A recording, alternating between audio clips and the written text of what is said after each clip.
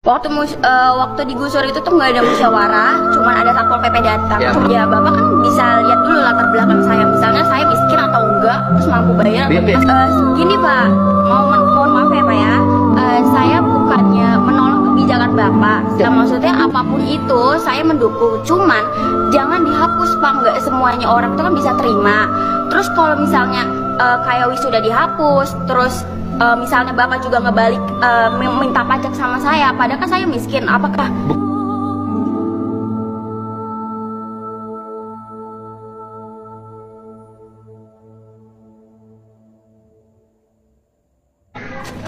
saya korban gusur juga. Saya cuma jangan bilang korban gusur pak. Iya. Jangan, saya bapak jangan nanya, buka di sini. Jadi jangan bilang korban gusur. Iya. Jangan. Korban penertiban mungkin. Bukan korban. Oh bukan. Enggak, bapak bukan korban. Justru kalau mau jujur-jujuran, tanah pengairan korban bapak. Gitu. Iya. Ya nggak korban juga sih pak. Korban pak. Sok saya tanya, Iya. tanah pengairan untuk apa? Untuk pengairan. Terus kalau kemudian tanah pengairan dirubah menjadi toko, menjadi rumah, siapa yang korbannya? Jadi di sini kan aliran sungainya udah. Enggak, sini saya tunjuk Ya. dulu. Nih gini nih bapak nih. Oke, siap. Gini. Tanah orang lain. Tanah negara. Ya, oke, tanah orang lain kan, Iya, siap. bukan hak bapak. Nah. Oleh bapak ditinggalin, bapak nggak bayar pajak, bapak nggak bayar sewa. Yang korban tuh siapa? Korban yang nggak ada korban sih pak. Ada, tanah itu korban. Karena nggak ada yang lapor. Hah? Nggak ada Enggak korban. bisa, tanah itu korban. Kecuali ya negara. Enggak, bukan. Oke, Tanah itu korban. Kenapa bapak mengambil yang bukan hak bapak? Iya biasanya kalau korban kan itu dari sisi manusia orang. Oh, enggak, tanah Ya. juga korban. Oke, siap, bisa dikatakan korban. Jadi banjir? Itu lahan air, Pak. Lahan orang lain? Jadi gini ya, saya mau nanya instruksi untuk Enggak. Harus dilurusin dulu. Iya. Semua orang harus menyadari hak dan kewajibannya. Siap. Ya kan? Iya. Jadi ketika kita tinggal di tanah orang lain, mau di negara mau siapapun tetap orang lain, Iya, ya kan? siap. Yang bukan hak kita. Betul. Tanah pengairan ya untuk aliran air. Iya, betul. Kemudian ketika tanah pengairan untuk aliran air, airnya nggak ngalir, airnya korban nggak? Korban. Iya, jadi bukan bapak korban pergusuran. Iya, jadi gitu Pak. Nah, oke, bapak orang mana? Saya orang Jamur. Jamur. Kemarin kantor saya yang di pinggir jembatan Terus itu. bapak di situ bikin counter. Iya, betul. Ya, makanya. Kantor tinggal di situ juga. Bapak sudah tinggal di situ. Iya, jadi counter di situ usaha, tidak bayar. Iya. Ya kan? Tidak bayar. Tidak bayar. Terus dibongkar. Dibongkar. Kalau saya balik, iya, gimana kalau kita hitung ke belakang, bapak di situ kasih sewa? Oke, siap. Saya sih cuma mau nanya, Pak. Enggak. Gini, saya mau nanya. Ya, kita benerin. Iya, saya mau nanya. Ini interupsi dari siapa ya? Saya yang Mungkin interupsikan. dari Bapak. Nah, saya kan pengen tanya doang nih ya. Urgensinya gitu, Pak. Urgensi kalau apa? untuk kemarin kan sebelah kiri tuh ya. Banjir itu emang banjir. Jadi emang harus di normalisasi itu wajar. Nah, untuk yang ini kan sawah juga udah jadi perumahan semua. Kemarin yang banjir besar seperti itu, Pak, itu air tuh nggak ada setetes pun di sini, kagak ada lempahan ke sini. Berarti kan emang aliran itu sudah mati. Iya. Kenapa mati? Ya karena emang dari hulunya nggak ada aliran lagi. Karena emang sawah di sini udah jadi perumahan semua. Terus? Gitu. Nah, jadi saya pengen tanya urgensinya apa gitu. Urgensinya Iya. penertiban setiap orang tidak boleh tinggal di bantaran sungai yang itu tanah negara. Tanah negara. Iya. Ya kan kalau ini Pak, tanah negara kan juga bisa dimanfaatkan. Kata siapa? Ya kata undang-undang. Tanah negara yang mana yang boleh dimanfaatkan? Ya, bantaran sungai nggak boleh. Iya. Nggak boleh Pak, bantaran sungai. Iya emang nggak boleh. Nah, terus? Cuman kan kita, katakan kita salah digusur. Cuman prosesnya itu Pak, kita Senin didata. Saya nanya, bapak waktu bangun dulu Pulau Nuwun nggak sama negara? Iya enggak. Iya kayak gitu. Iya oke Pak. Kita nggak permisi. Bapak sama bisa negara. nggak kontrak rumah? Iya. Kan bapak sudah buka konter tuh, punya untung. Iya. Kenapa untungnya tidak dimanfaatin untuk buka konter di tempat yang sah? Ya mungkin setelah ini bisa. Gitu. Ya nggak akan kalau nggak digusur. Iya. Ya sekarang gini Ya Pak. karena murah kan, nggak bayar, nggak sewa. Terus bayar sewa. Iya, saya sih maksud saya itu ya kan urgensinya gitu ya. Urgensinya ini kan semua. Untuk penertiban kan?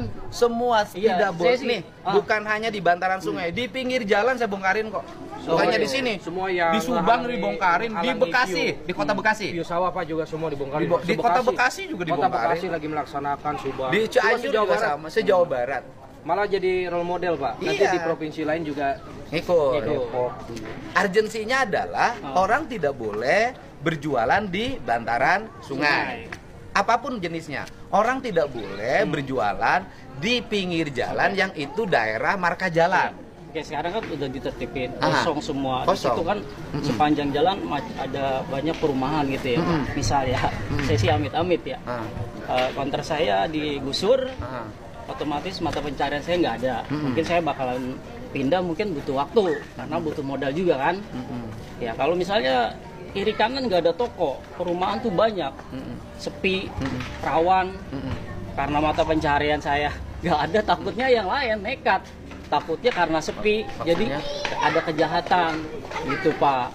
Kejahatan. Kembali ke pribadi. Kalau kejahatan mah ya begalnya sekarang ada katanya sini. Begal ada. Ya, kalau kejahatan itu kejahatan tuh jangankan di tempat sepi, di tempat ramai juga kejahatan ada.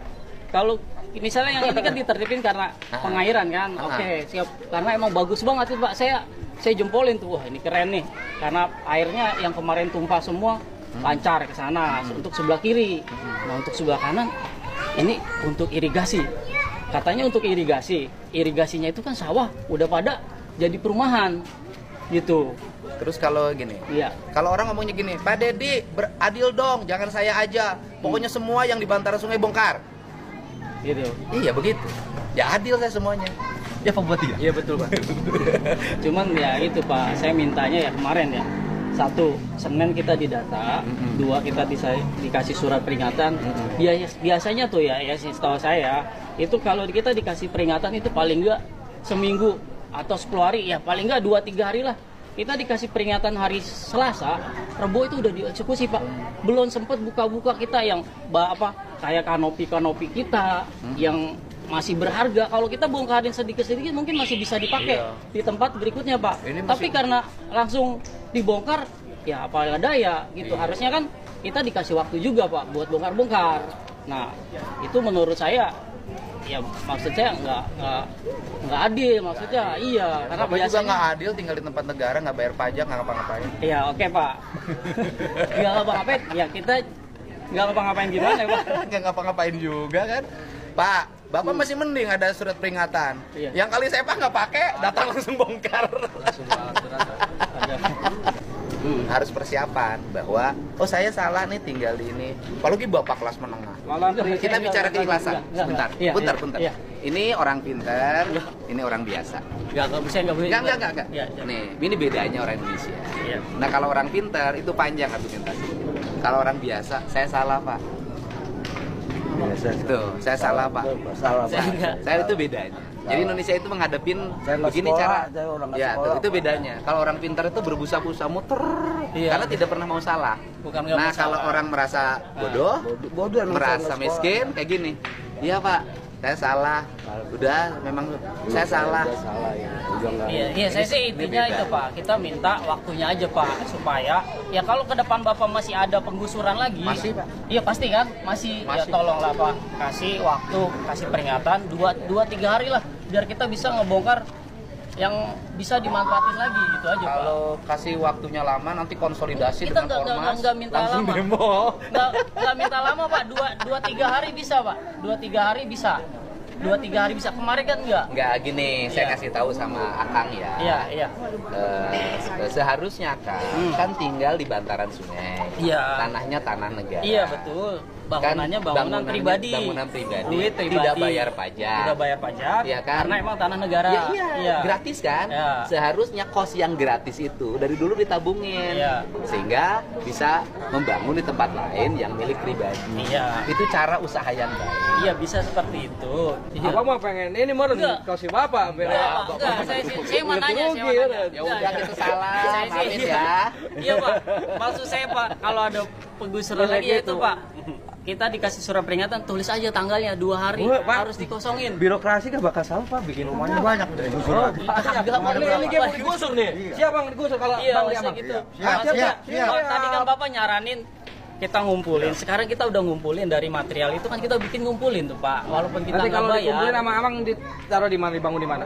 Apa ya? Dibangun di mana? Ya kita paling bangun di tanah orang tua. Cuman kan yang harusnya. Ya kenapa nggak dari dulu Mamang di tanah orang tua? Ya sekarang kan karena kemarin belum ada yang gusur. Kemarin kita buat apa? Enggak, kemarin tunggu digusur dulu. Iya, sekarang ya kita manfaatin aja yang ada, Pak. Ya kalau udah nggak digusur ya udah biarin aja. Kita kan juga kita bangun juga kan biar lingkungan juga rame, Pak. Kalau sekarang kan kiri kanan sepi, takutnya ada begal. Ya, kalau kemarin kan rame gitu. Kalau menurut saya sih selama ini di sini nggak ada yang peduli terhadap lingkungan dan tidak mencintai lingkungannya. Punten ya. Di sini saya lihat orang hanya ingin eksploitasi, mengambil keuntungan. Setiap orang pikirannya ngambil keuntungan. Ada sungai pengen ngambil keuntungan, bantaran sungai pengen ngambil keuntungan, jalan pengen ngambil keuntungan. Akibatnya apa? Sampah bertumpuk tidak ada yang ngangkat, rumput tinggi tidak ada yang babat. Tapi sama tanahnya pengen sampah. Ya kan? Artinya bahwa tanah ini sedih sebenarnya. Mohon maaf ya. Tanah itu sedih. Kenapa? Orang yang tanah ini seperti kita memperkosa, Pak. Jadi memperlakukan tanah yang kita pijak ini sama dengan kita memperlakukan PSK. Yang penting menghisap, menggunakan tanpa peduli dia penyakitnya apa.